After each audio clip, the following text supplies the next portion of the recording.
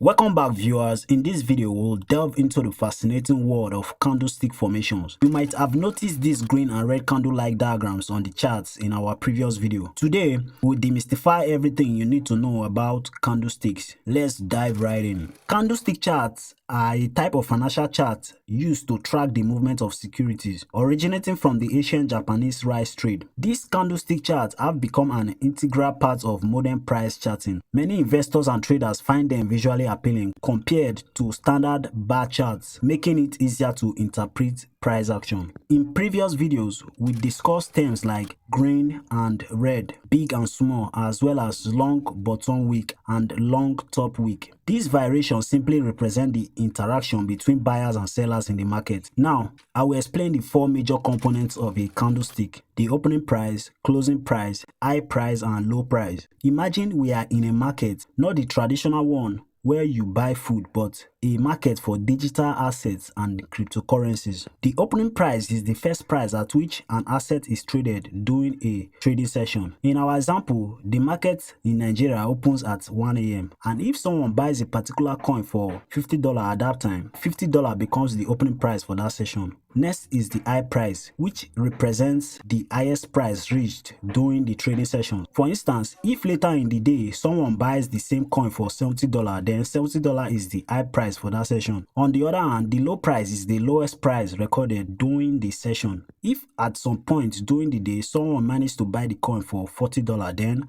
$40 becomes the low price. Lastly, the closing price is the last price at which an asset is traded before the market closes. If the last person buying the coin paid $60, then $60 becomes the closing price for that session. Now let's relate this information to a candlestick chart. Here is what a candlestick looks like on the chart. The rectangle, either green or red, represents the body of the candlestick. The top of the upper wick indicates the high price, while the bottom of the lower wick represents the low price. To sum up, we have the opening price, closing price, high price, and low price encapsulated within the candlestick. When analyzing candlestick, remember that if the closing price is higher than the opening price, the candlestick will be green, indicating an increase in price. Conversely, if the closing price is lower than the opening price, the candlestick will be red, signaling a decrease in price. The length of the body indicates the price difference between the opening and the closing price. A longer body indicates a significant price change, while a shorter body signifies a smaller price movement. Additionally,